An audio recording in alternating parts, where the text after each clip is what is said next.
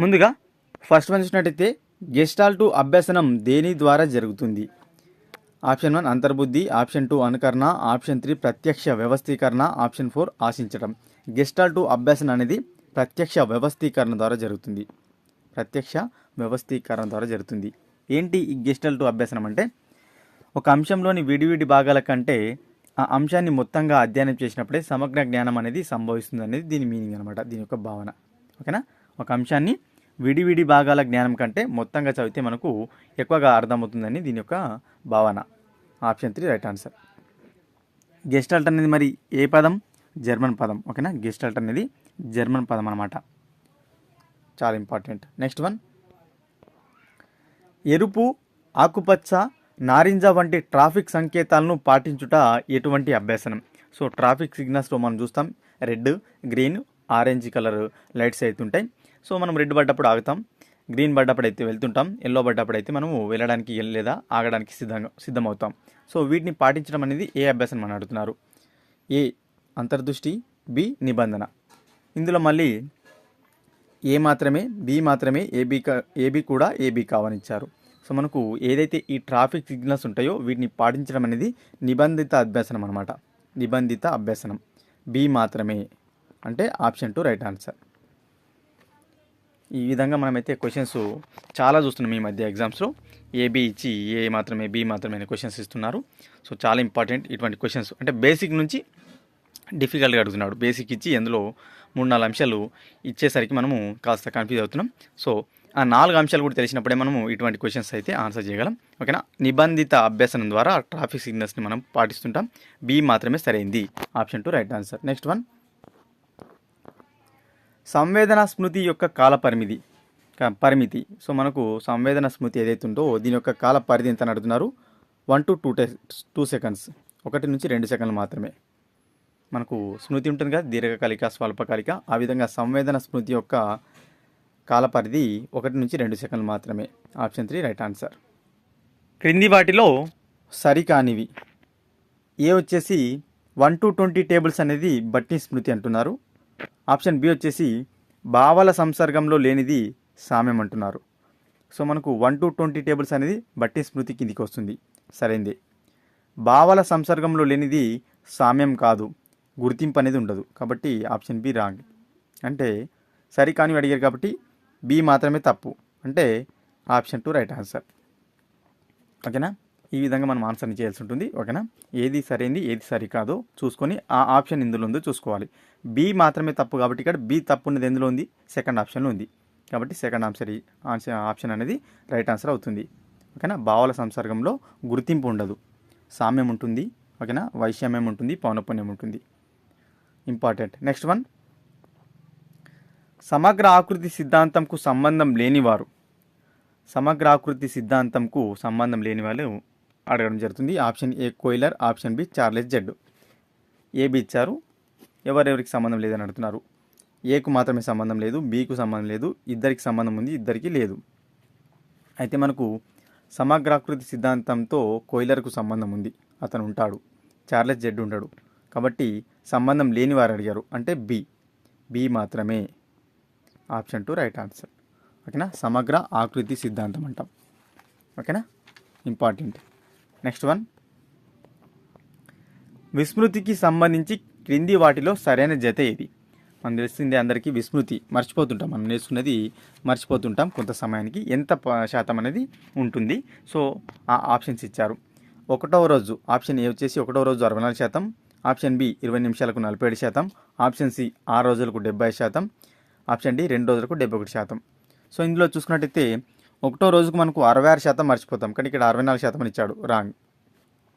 Option B 20 నిమిషాలకు 47% మర్చిపోతాం, ఇది సరైంది. ఆప్షన్ సి 6 రోజులకు 70% మర్చిపోతాం, ఇది కూడా సరైంది. ఆప్షన్ డి చూసుకున్నట్టయితే 2 రోజులకు 71% అన్నాడు, 72% మర్చిపోతాం, కాబట్టి ఇది రాంగ్. అంటే బీసీ సరైంది. కింది వాటిలో సరైన జత అడిగారు అంటే బీసీ ఉండాలి ఆప్షన్లో. 3 ఆప్షన్ 3 రైట్ ఆన్సర్. ఇటువంటి క్వశ్చన్సే మ్యాక్సిమంగా 70% ఉండే అవకాశం ఉంది రాబోయే ఎగ్జామ్స్లో. కాబట్టి ఈ విధంగా నేను క్వశ్చన్ని ఫ్రేమ్ చేసుకొని ప్రాక్టీస్ చేయండి. క్వశ్చన్ టు ఆన్సర్ అయితే మనకు చాలా తక్కువ అడిగే అవకాశం ఉంది. కాబట్టి ఈ విధంగా మీకోసం అయితే క్వశ్చన్స్ ప్రిపేర్ చేస్తున్నాను. ఖచ్చితంగా వీడియోని అయితే లైక్ చేయండి. మరింత ఆస్పిరెంట్స్కి అయితే రీచ్ అయ్యే ఛాన్స్ ఉంటుంది. ఇంకొన్ని వీడియోస్ నేను తీసుకొచ్చేందుకు సపోర్ట్గా ఉంటుంది. తప్పకుండా లైక్ చేయండి ఫ్రెండ్స్, ఓకేనా. నెక్స్ట్ వన్, యత్నరహిత అభ్యాసనంలో ఎన్ని సోపానాలు ఉంటాయి? యత్నరహిత అభ్యాసనం అంటే సాంఘిక అభ్యాసనం అనమాట, ఓకేనా. సో ఈ సాంఘిక అభ్యాసనంలో ఎన్ని స్టెప్స్ ఉంటాయని అడుగుతున్నారు, ఓకేనా. దీంట్లో చూసుకున్నట్టయితే 2 సోపానాలు, 4 సోపానాలు, 5 సోపానాలు, 6 సోపానాలు. సో మనకు సాంఘిక అభ్యాసనంలో చూసుకున్నట్టయితే 4 సోపానాలు ఉంటాయి, ఓకేనా.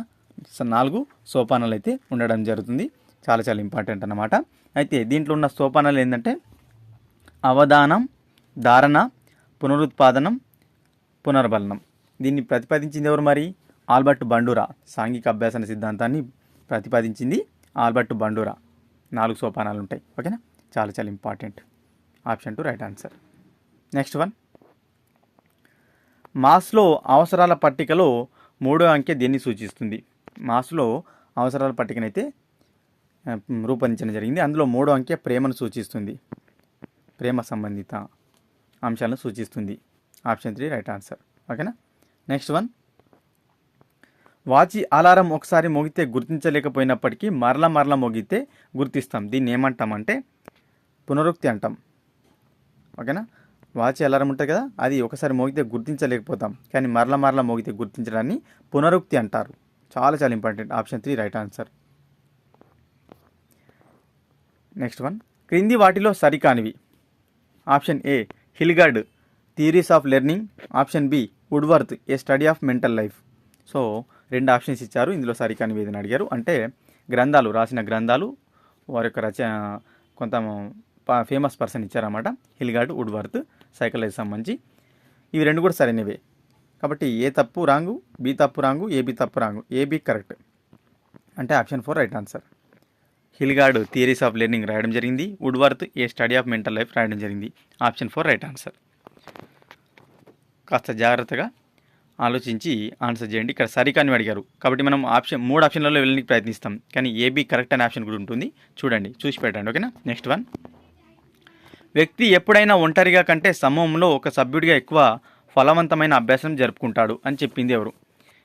ఒక వ్యక్తి ఉంటాడు కదా, ఒంటరిగా కంటే సమూహంలో ఒక గ్రూప్లో ఉన్నప్పుడు ఎక్కువగా అభ్యాసనం అంటే మంచి అభ్యాసనం చేస్తాడని ఒక డెఫినేషన్ అయితే ఉంది. దాన్ని ఎవరిచ్చారని అడిగారు.